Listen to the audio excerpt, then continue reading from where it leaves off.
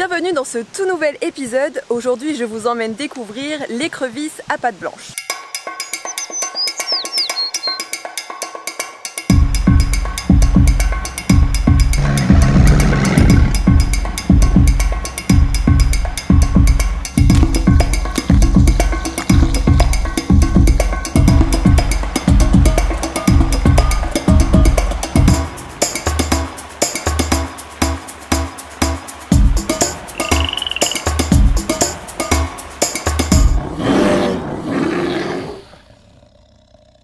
Alors vous allez me dire, pourquoi l'écrevisse? On s'en fout? Eh bien non, on s'en fout pas. Dans le mot biodiversité, il y a diversité. Et l'environnement et la faune, c'est pas que des espèces toutes mignonnes qu'on a envie d'aller caresser. Il y a des espèces autour de nous dont on n'imagine même pas l'existence, qui sont tout aussi importantes et intéressantes. Et vous les faire découvrir, c'est un peu ma mission. Évidemment, je ne suis pas toute seule. Je vous présente mon intervenant écrevisse. Moi c'est Manuel Schmitt, je suis président de l'association Pays d'Auge Nature et Conservation et je m'occupe principalement des inventaires écrevisses à pattes blanches.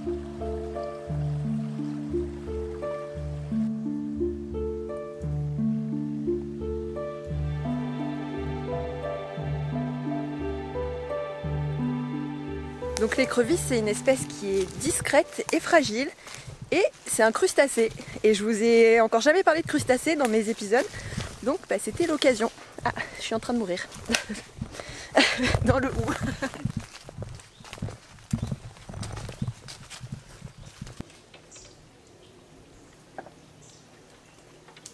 Donc là tu peux voir qu'on est sur un petit ruisseau qui est assez sympa pour l'écrevisse à pattes blanches parce que d'une part on est dans la forêt et dans la forêt quand c'est vallonné on n'a généralement pas de pesticides, pas de produits chimiques qui vont aller directement dans l'eau. L'écrevisse à pattes blanches c'est une espèce dite indicatrice, elle est très sensible à la qualité de l'eau.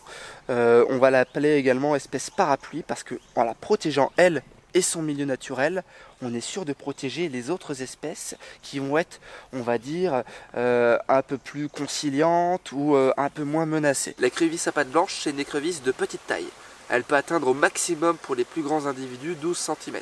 Couleur générale, assez terne, brun, plus ou moins sombre. Caractéristique donc, de l'écrevisse à pattes blanches, c'est qu'au niveau de la tête, on a ce que l'on appelle le rostre, qui a une forme de triangle au-dessus de la tête. On aura aussi une petite rangée d'épines, une seule de chaque côté du rostre. Et puis, on va également avoir des pinces assez rugueuses, avec des petits points.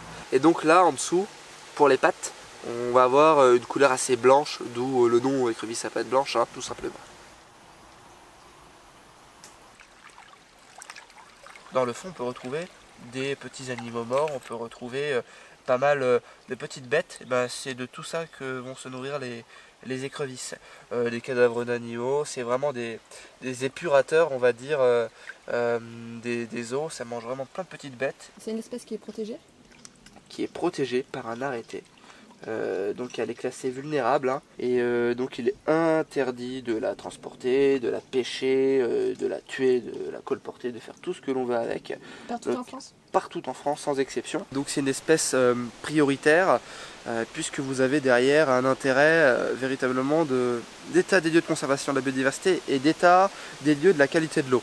Donc comme c'est une espèce qui est indicatrice, le fait de savoir qu'on a des milieux qui sont favorables à l'écrevisse, ça nous renseigne sur la qualité de l'eau. Et donc ça nous permet également aussi de dire aux institutions, aux gens concernés, attention, il y a de l'écrevisse à pattes blanches ici, ça veut dire que l'eau est de bonne qualité, que le milieu est en bonne santé. Donc il faut parfois avoir des interdictions, mettre en place certaines mesures de protection de l'environnement, parce que justement préserver cette espèce, c'est préserver le milieu qui nous apporte très souvent plein d'intérêts. Plein d'intérêts que ce soit sur le paysage mais sur l'eau que l'on va boire. Donc ici il y a beaucoup d'endroits où on puise notre eau ici pour la boire, des sources captées, l'écrevisse nous renseigne sur la qualité de l'eau que l'on boit. Voilà, ça c'est déjà un fait indéniable de l'utilité de nos inventaires sur les écrevisses à pattes blanches.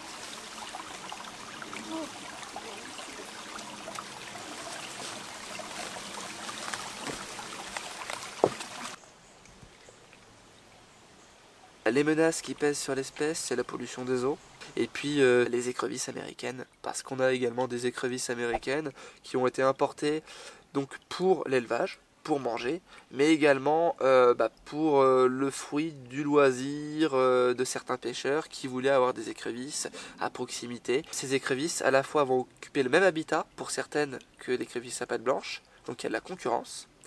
Et de deux, on va avoir justement la peste de l'écrevisse, qui est une maladie qui peut décimer des populations entières d'écrevisses à pattes blanches, qui est véhiculée par des écrevisses américaines qui sont porteuses saines. Ça veut dire qu'elles vont se balader avec la maladie, sans être vraiment malades, mais elles vont transporter les spores du champignon, qui rendent malades les écrevisses à pattes blanches, et tout un ruisseau peut être contaminé et voir ces populations d'écrevisses décimées.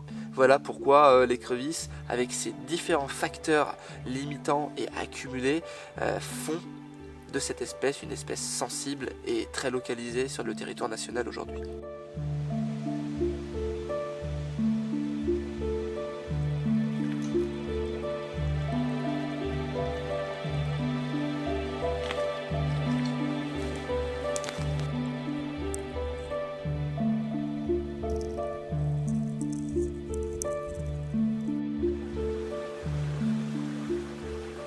Qu'est-ce qu'on peut faire nous à notre échelle pour préserver les écrevisses? C'est de manière générale que l'on peut faire des actions en faveur plutôt du milieu aquatique pour éviter d'impacter les écrevisses. Déjà quand on est pêcheur ou usager de l'eau, désinfecter les bottes quand on quitte un milieu aquatique, une mare ou un cours d'eau, parce qu'on peut transporter des maladies. Donc pour éviter, on peut utiliser un désinfectant en clinique vétérinaire ou en supermarché. Ça peut être également respecter l'eau, éviter le gaspillage de l'eau. Les écrevisses qui sont ici, elles agissent comme des sentinelles, elles nous renseignent sur la qualité de l'eau, elles y vivent aussi. Donc on respecte l'eau, on respecte le vivant, et la ressource devient de plus en plus rare. Et pour finir, on évite de jeter des papiers, des détritus en pleine nature. Ça peut paraître simple, mais c'est vrai que ça contient souvent, pas mal de plastiques contiennent des produits chimiques dilués dans l'eau. On a une modification de la qualité de l'eau, donc on évite totalement ce genre d'action. Merci beaucoup d'avoir regardé cet épisode sur une espèce un peu particulière qui change un peu d'habitude. J'espère que ça vous a plu et que vous avez appris plein de choses. Comme d'habitude, moi je vous retrouve dans les commentaires. N'hésitez pas à partager et à me rejoindre sur les réseaux sociaux et je vous dis à très vite.